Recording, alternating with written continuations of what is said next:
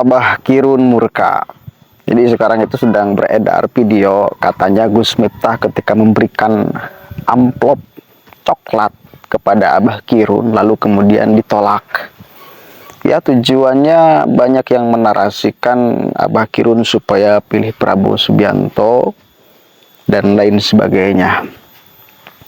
Dan sekarang beredar klarifikasi dari Abah Kirun yang marah-marah karena itu tidak sesuai fakta.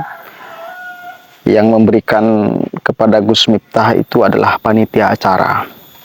Jadi hati-hati di era sekarang ya, musim-musim politik, kita jangan sampai gampang terprovokasi, gampang percaya terhadap fakta dengan narasi-narasi yang tidak sesuai dengan fakta itu.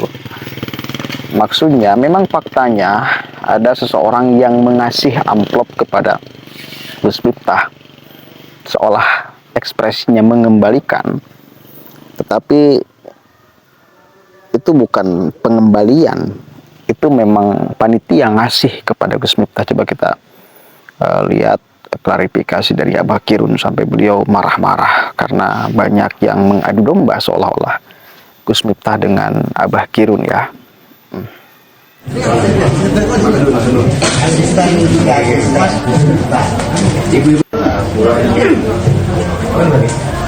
Ibu, makasih ya.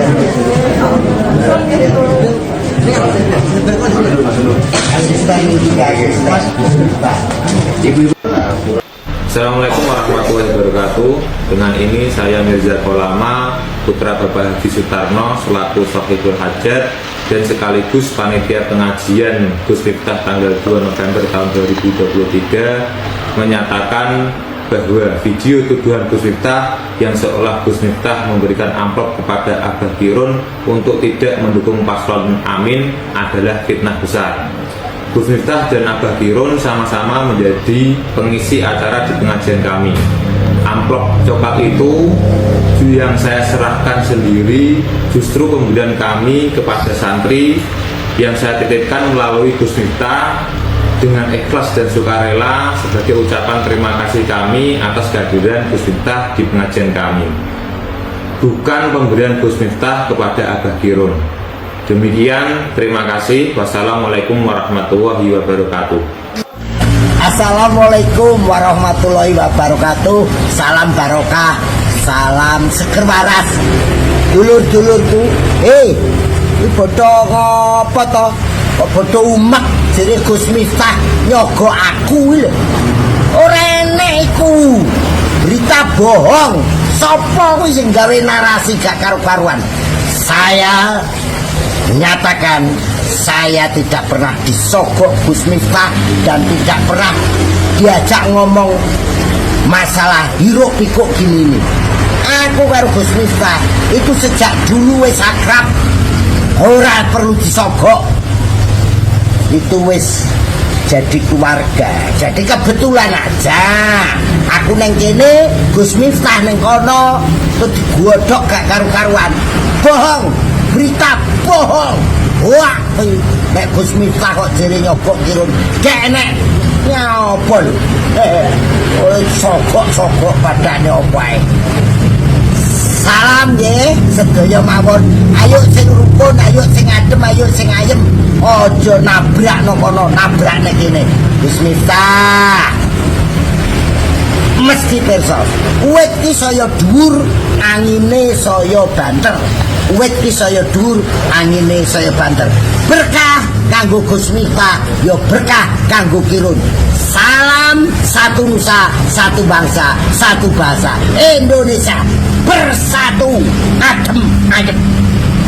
Tanggapan Gus Miftah terhadap tuduhan amplop yang dikembalikan Abah Kirun.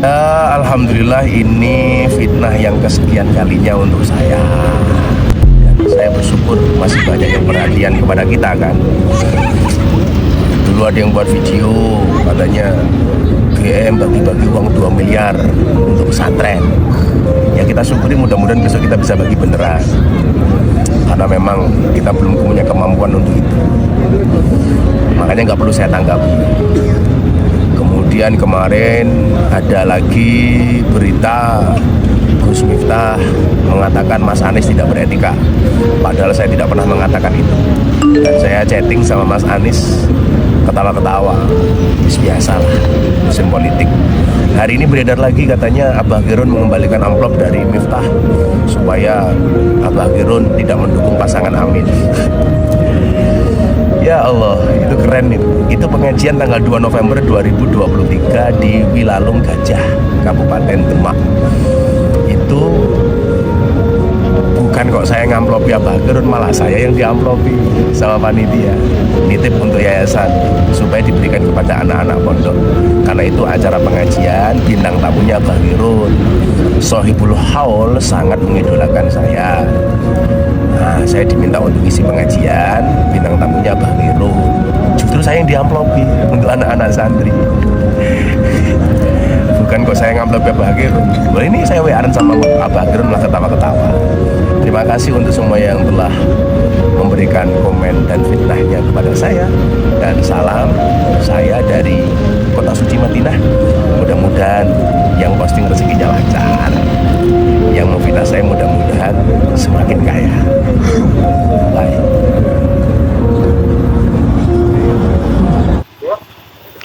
Oke. Nah, di sini kita bisa belajar bahwa hati-hati di era media sosial. Kita harus lebih memfilter setiap apa yang menjadi berita atau opini siapapun aja. Sekarang itu potongan-potongan video sedang ramainya di TikTok ya.